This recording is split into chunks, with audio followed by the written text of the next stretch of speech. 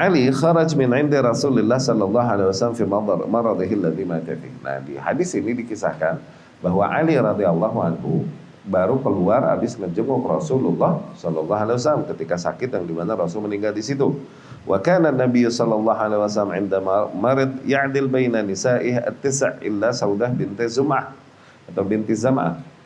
Nabi dulu sallallahu alaihi wasallam ketika sakit itu ganti-gantian dia diurus sama istrinya yang 9 istrinya. Semuanya ganti-gantian mengurus Nabi kecuali Saudah. Saudah radhiyallahu anha binti Zam'ah ini dia udah berusia dan tapi dia masih mau jadi istri Nabi sallallahu alaihi wasallam sehingga dia berikan jatahnya untuk Ummul Mukminin Aisyah radhiyallahu anha karena dia tahu bahwa Nabi sallallahu alaihi wasallam mencintai Ummul Mukminin Aisyah, yakni menspesialkan bagi dirinya Ummul Mukminin Aisyah radhiyallahu anha sehingga Saudah memberikan jatahnya untuk Aisyah radhiyallahu anha, ya.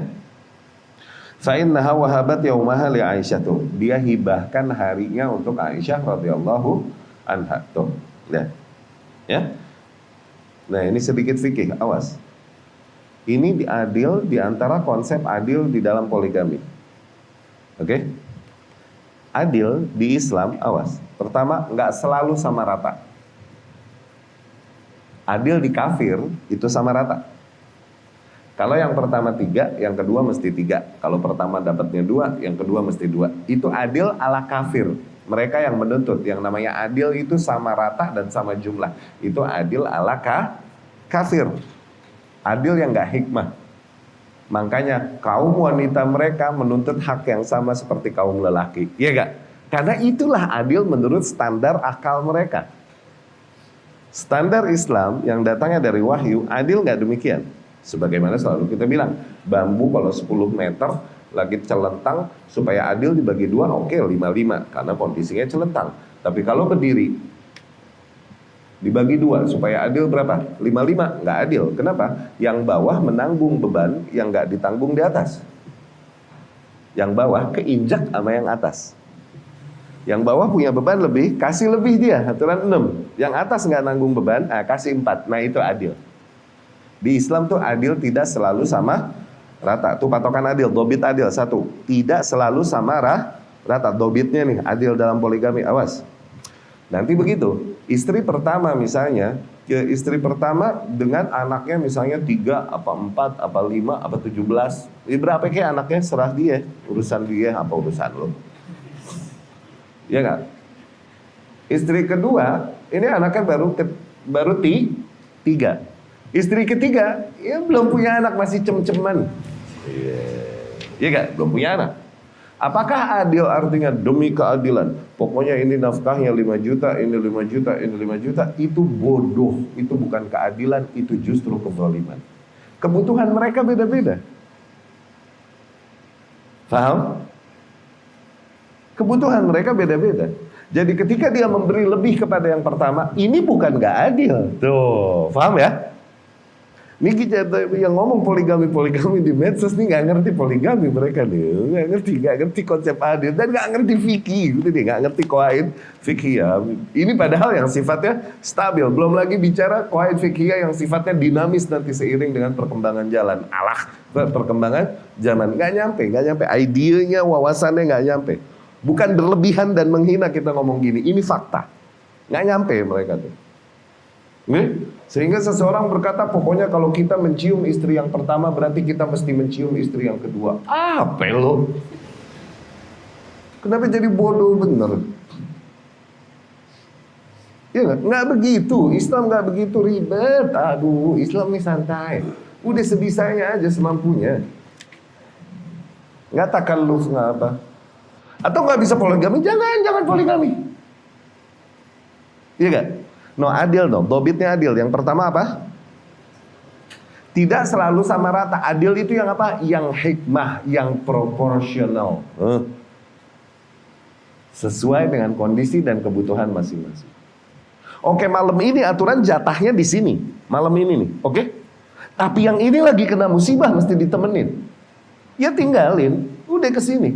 Dia bilang, bang kok gak kesini? Empok lu lagi sakit. Empok lu lagi ngelahirin. Lu diam di rumah, gue nemenin dulu Pak. Tuh gitu. Dan apakah dia wajib membayar hutang? Berarti diutangin satu di sini, ribet. Kusut nanti banyak bon.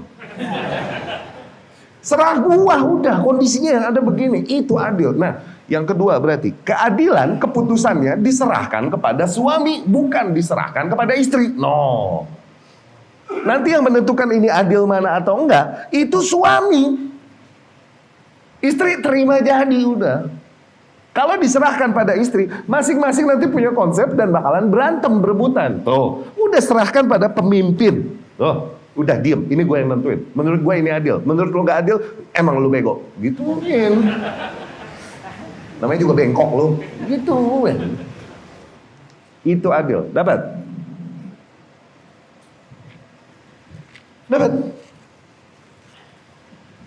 Ajib gak? Jadi sebenarnya adil gak sesusah itu bro. Adil tuh masih dalam batas kemampuan manusia. Walantas tati wantadilu. Gimanapun kalian tidak bisa adil, maksud Allah di situ apa? Gimanapun kalian tidak bisa adil, ya ini adil dalam urusan hati.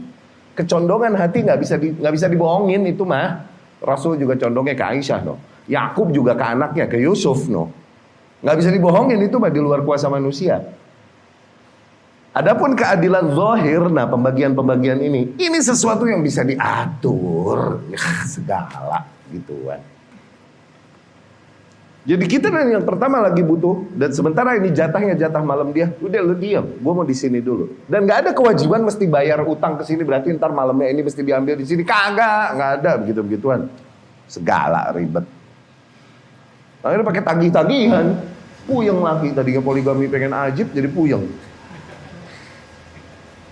Nih gue ajarin lo. Kita kan jago teori mah. Ya. Iya gak? Dapat? Jadi apa tuh kaidah yang Anda kasih pertama tadi?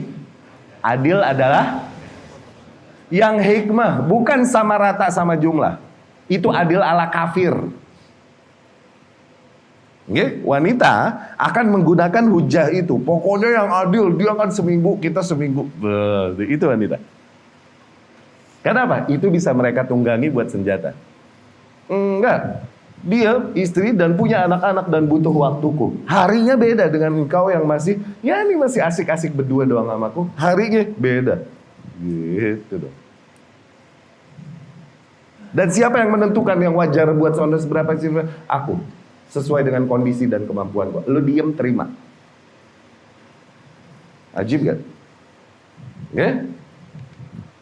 Dan kemudian ini kemudahan besar buat wanita. Wanita juga puyeng lakinya di rumah mulu.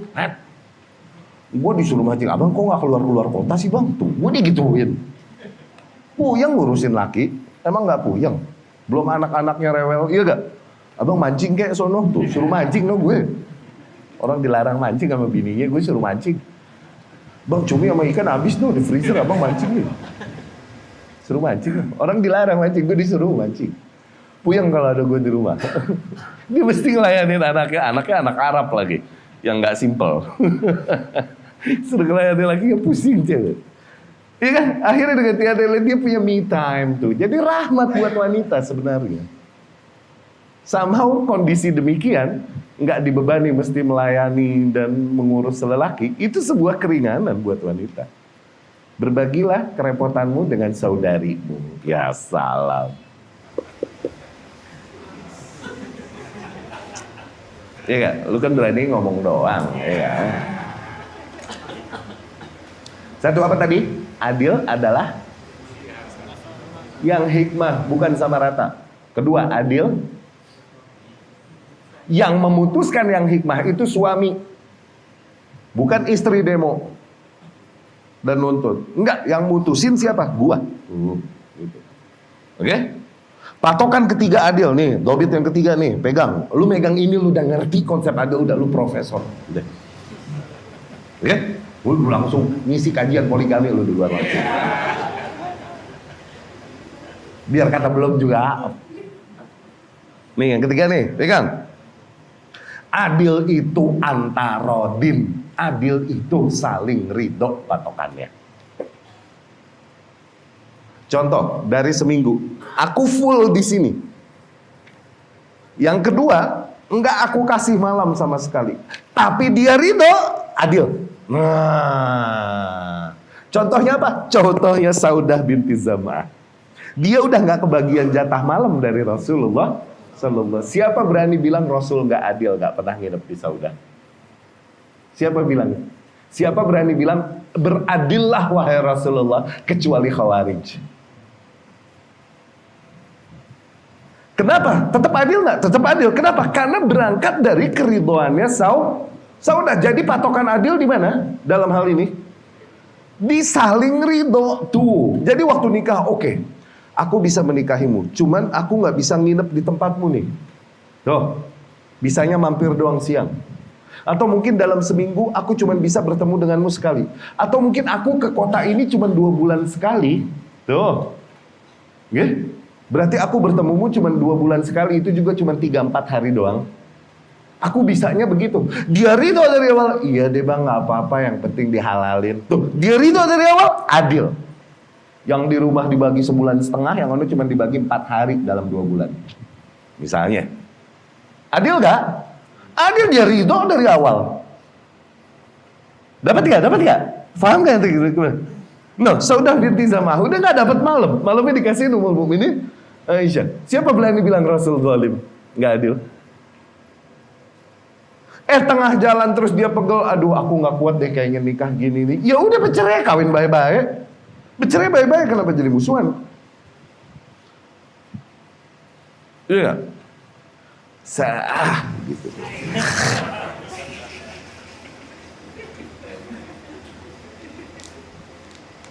Oke. Jadi konsep adil gimana? Dhabit adil yang pertama tadi. Ini yang nggak dipunyain sama para Islam enthusiast. Jangan bilang orang-orang sunnah, orang-orang salafi. Nggak. Mereka ini Islam enthusiast aja. Pada entusias berislam aja. Mereka nggak paham salafiyah, nggak paham sunnah hakikatnya. Cuman antusias berislam aja. Mereka ini Islam enthusiast. Jangan bilang orang-orang sunnah. Jangan. Jauh dari sunnah mereka. They don't understand at all. Mereka sama sekali nggak paham apa itu sunnah. Oke, tapi alhamdulillah ada nilai positif ya. Mereka entusias dalam berislam. Oke lah. Bilang mereka Islam enthusiast. Nah, teriakan-teriakan dan jargon-jargon poligami yang jauh-jauh dari konsep poligami yang sebenarnya, yang seharusnya. Ada. Dimana bininya kesel terus bikin status di medsos. Aduh, geli, gila. Orang lagi nyari ibadah, nyari ikhlas. Ini kowar-kowar di medsos. Iya gak? Jadi konsep adil itu, ini yang tidak difahami oleh banyaknya alay. Yang pertama apa tadi? Adil itu yang hikmah, bukan sama rata. Oke? Yang kedua, keputusan ada di leader, di pemimpin, tidak diserahkan kepada para wanita. Yang masing-masing akan menuntut hak mereka nanti jadi demo nanti, enggak, berantakan. Idza wusidal amru la yuflihu qaumun asnadu amrahum imra'atan. Enggak bakalan jaya, sukses sebuah kaum ketika diserahkan keputusan, kepemimpinan pada wanita. Udah.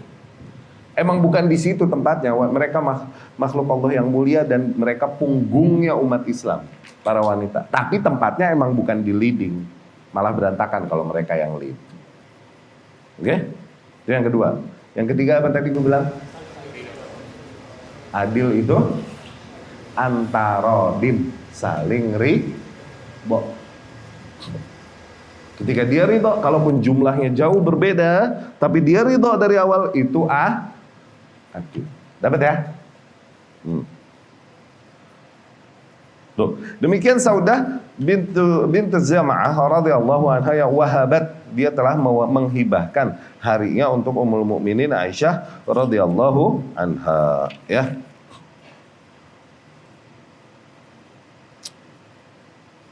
Wa dhalla 'indaha hatta tura. Yurid yawma Aisyah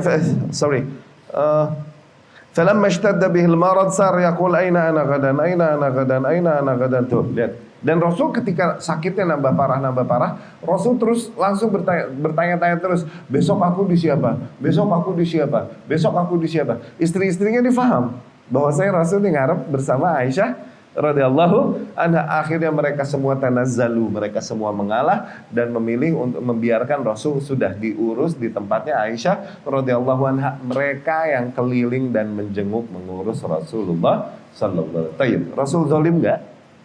Kalau ala adil sekarang gimana? Ya kan? Ala fikih gaya sekarang gimana? Diapain tuh Rasul?